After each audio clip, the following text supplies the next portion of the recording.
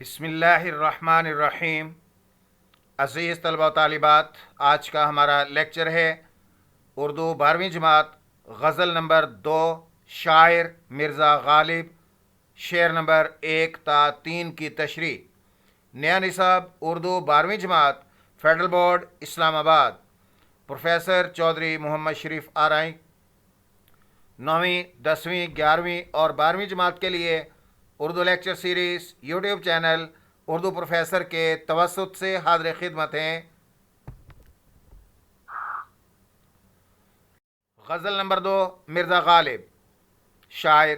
شعر نمبر 1، سب کہاں کچھ لالا و گل میں نمایاں ہو گئیں، سب کہاں کچھ لالا و گل میں نمایاں ہو گئیں، خاک میں کیا صورتیں ہوں گی کہ پنہاں ہو گئیں۔ مرکزی خیال: زندگی کی بے بسی، بے ثباتی اور موت کی حقیقت۔ زندگی کی بے ثباتی اور موت کی حقیقت۔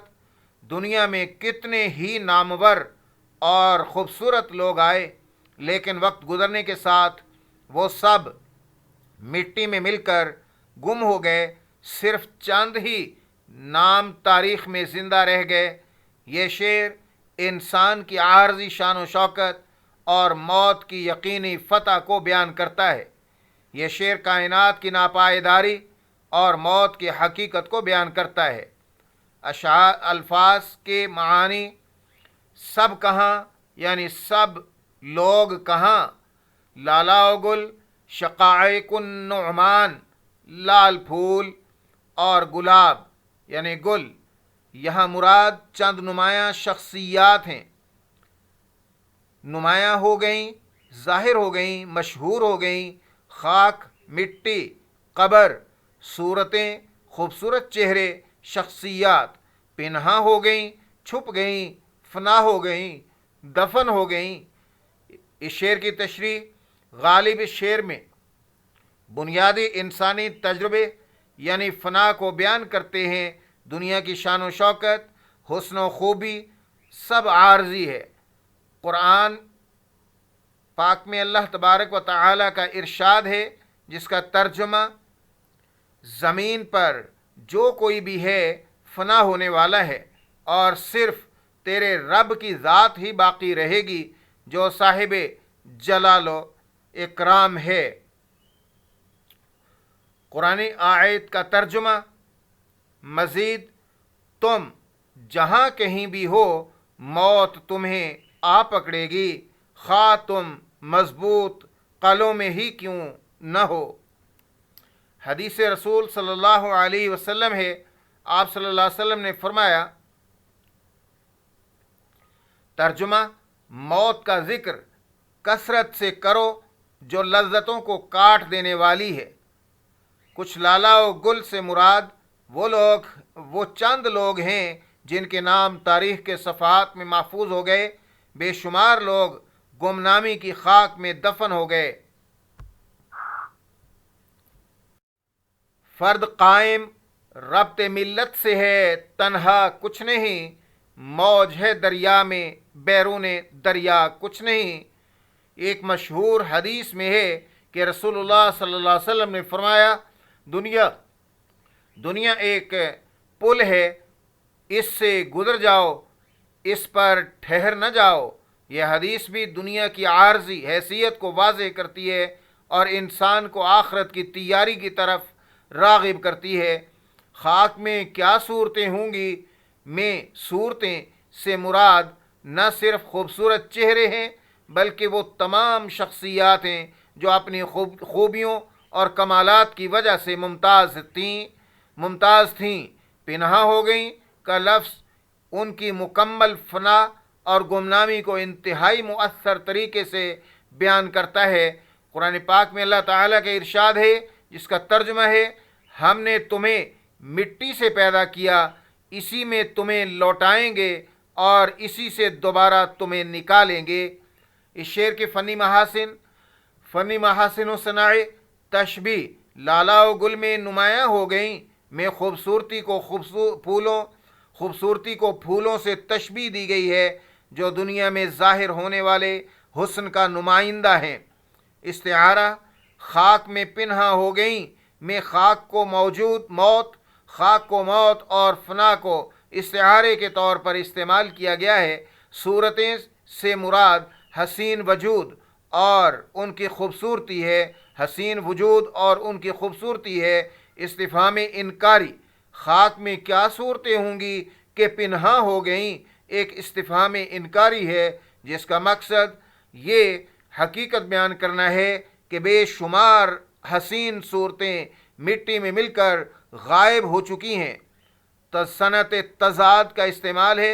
नुमाया और पिन्हा में तजाद पाया जाता है जो शेर में माना की गहराई पैदा करता है। हरफ इस्तिफहाम क्या के ज़रिए एक फ़िक्री सवाल उठाया गया है जो कारी को सोचने पर मजबूर करता है। गज़ल का शेर नंबर 2। अज़ीज़ तलबा व तालिबात, जिन नाज़रीन और सामीन ने अभी तक इस उर्दू प्रोफेसर यूट्यूब चैनल को सब्सक्राइब नहीं किया वो सब्सक्राइब कर लीजिए, शेयर कीजिए, लाइक कीजिए और बेल आइकन को ज़रूर प्रेस कर लीजिए ताकि हर नए आने वाले लेक्चर का आपको नोटिफिकेशन मिलता रहे। और अपनी राय से कमेंट में ज़रूर अपनी राय का इजहार कीजिएगा। शुक्रिया। शेर नंबर 2 है गज़ल का। याद थी हमको भी रंगारंग बज़्म आराइयाँ, याद थी हमको भी रंगारंग बज़्म आराइयाँ, लेकिन अब नक्शो निगार ताक़े निसियाँ हो गईं।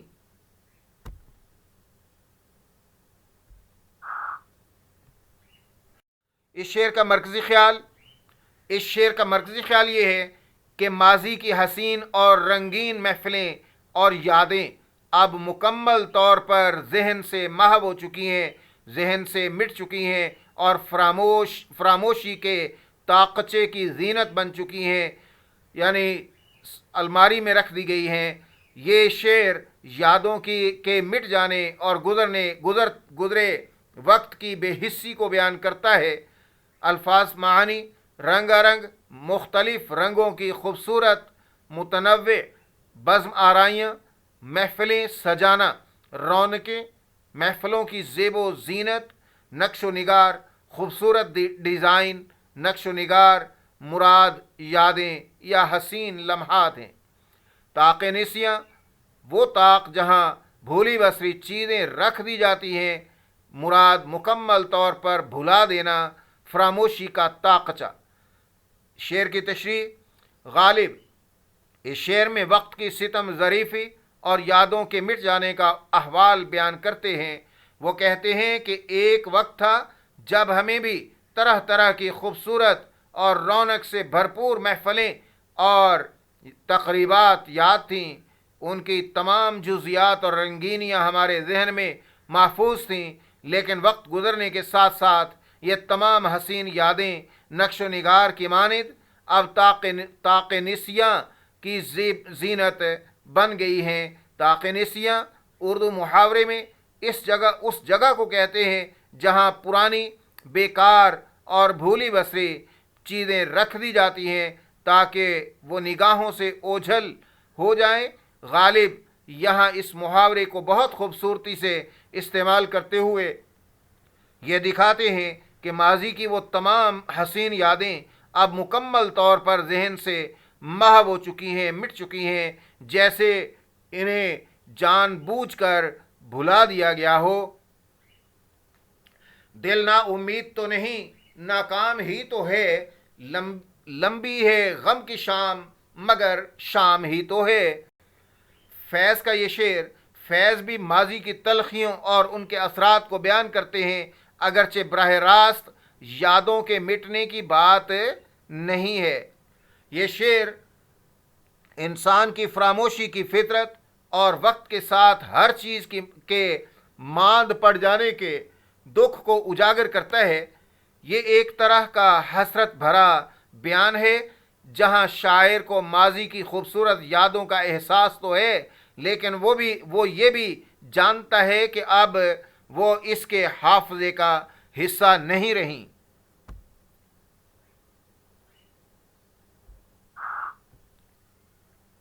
ایک حدیث قدسی میں ہے کہ اللہ تعالیٰ فرماتا ہے اے آدم کے بیٹے میں نے تجھے صرف ایک وقت کے لیے بنایا ہے، تو اس پر اکتفا کر۔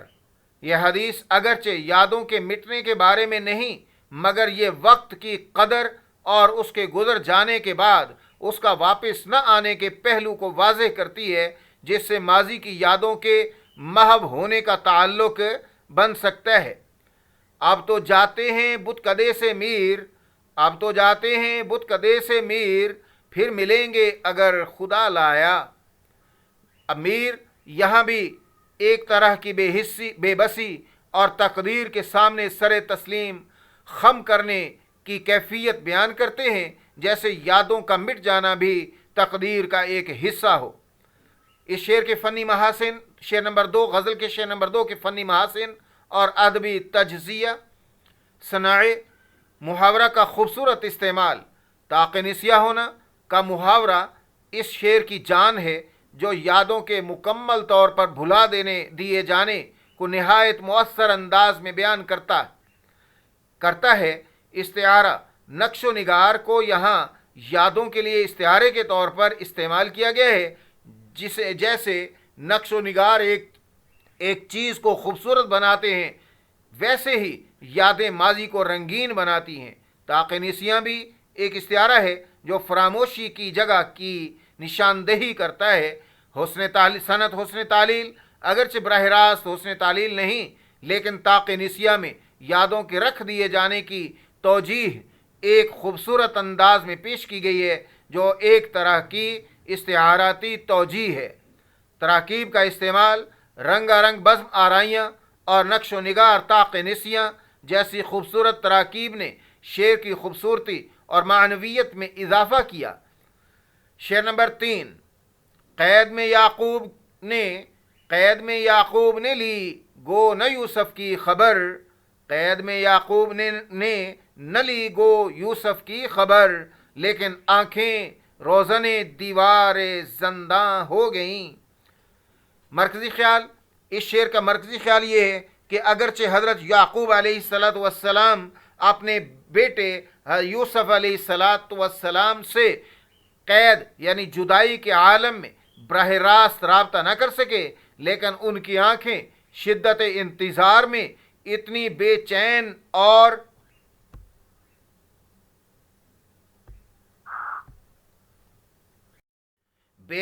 اور ترسی ہوئی تھیں کہ گویا وہ قید خانے کی دیوار میں روشن دان کی طرح تھیں جو یوسف علیہ السلام کی آمد کی راہ تکتی رہیں۔ یہ شعر شدت انتظار اور فراق کی بے چینی کو بیان کرتا ہے۔ الفاظ کے معانی، یعقوب علیہ السلام حضرت یوسف علیہ السلام کے والد، حضرت یوسف علیہ السلام جو اپنے بھائیوں کی سازش سے کنویں میں ڈال دیے گئے اور پھر مصر میں قید ہوئے۔ قید یہاں مراد حضرت یعقوب علیہ السلام کی غم یوسف میں تنہائی اور بے بسی مراد ہے۔ خبر لینا، حال پوچھنا، رابطہ کرنا۔ گو کا معنی اگرچہ، روزن یعنی سوراخ یعنی روشندان، زنداں قید خانہ، جیل۔ اس شعر کی تشریح، غالب اس شعر میں شدت انتظار، عشق حقیقی اور فراق کی کیفیت کو حضرت یعقوب علیہ السلام اور حضرت یوسف علیہ السلام کے مشہور قرآنی قصے کے حوالے سے بیان کرتے ہیں۔ وہ کہتے ہیں کہ حضرت یعقوب علیہ السلام کو اگرچہ اپنے پیارے بیٹے حضرت یوسف علیہ السلام کی قید کے دوران براہ راست کوئی خبر نہیں ملی، نہ ہی وہ ان سے رابطہ کر سکے، لیکن ان کے دل میں بیٹے کی جدائی کا غم اور اس کے لوٹنے کی تڑپ اتنی شدید تھی کہ ان کی آنکھیں مسلسل یوسف علیہ السلام کے انتظار میں لگی رہیں۔ یہ آنکھیں اس قدر بے تاب تھیں کہ گویا قید خانے کی دیوار میں ایک روشن دان بن گئیں، جس سے وہ باہر کی دنیا اور یوسف علیہ السلام کی آمد کی راہ دیکھ سکیں۔ آہ وہ یوسف گمگشتہ جس کی ہے خبر، ابھی تک مجھ کو نہیں معلوم وہ ہے کس جگہ۔ اقبال علامہ اقبال رحمہ اللہ بھی یوسف علیہ السلام کے قصے کو تمثیل کے طور پر استعمال کرتے ہیں۔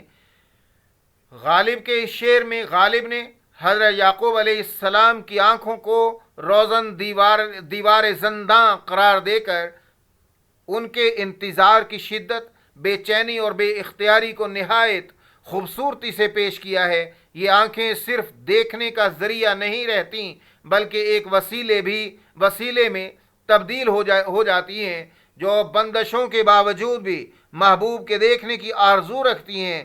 یہ انسانی محبت اور پیاس کی انتہا کو بیان کرتا ہے۔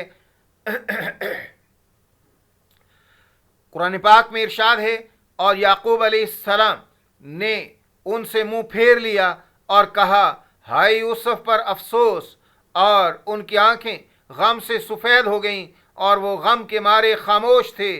یہ آیت حضرت یعقوب علیہ السلام کی شدت غم اور آنکھوں کے سفید ہونے کا ذکر کرتی ہیں، جو ان کے انتظار اور فراق کی حالت کو بیان کرتی ہیں۔ غالب کا شعر اسی قرآنی بیان سے متاثر ہے، جہاں آنکھیں غم اور انتظار کی شدت میں ایک خاص کردار ادا کر رہی ہیں۔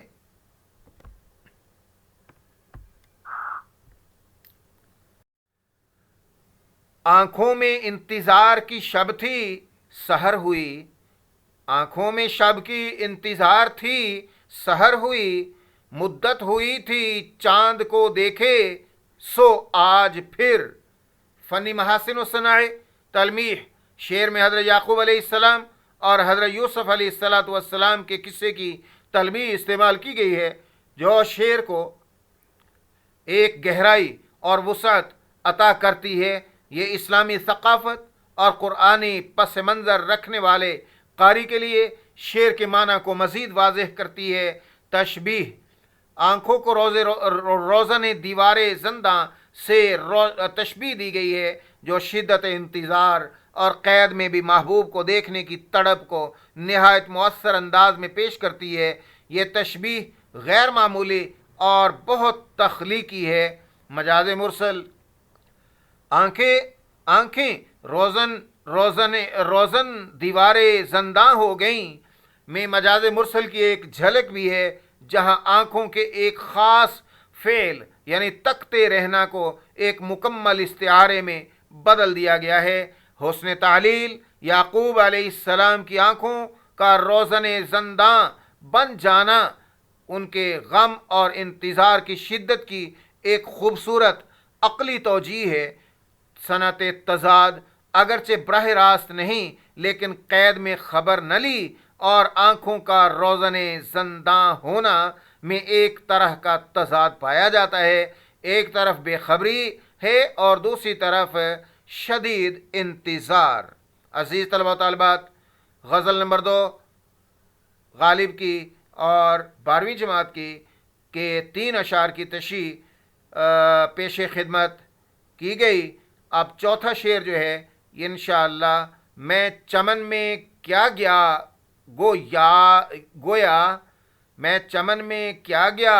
گویا دبستاں کھل گیا، بلبلیں سن کر میرے نالے غزل خواں ہو گئیں۔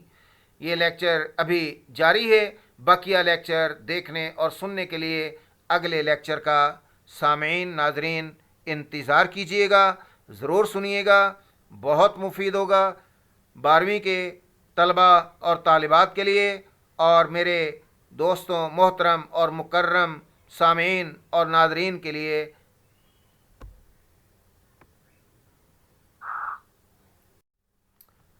Urdu professor YouTube channel Urdu lecture series کے آج کے لیکچر کے ساتھ اردو پروفیسر یوٹیوب چینل سے پروفیسر چودھری محمد شریف آرائی کو اجازت دیجیے۔ اردو پروفیسر یوٹیوب چینل کو شیئر، لائک اور سبسکرائب کرنا مت بھولیں۔ گھنٹی کے نشان کو بھی ضرور دبائیں تاکہ ہر نئے آنے والے لیکچر سے آپ کو آگاہی ملتی رہے، نوٹیفیکیشن آپ کو ملتا رہے۔ شکریہ، اللہ حافظ۔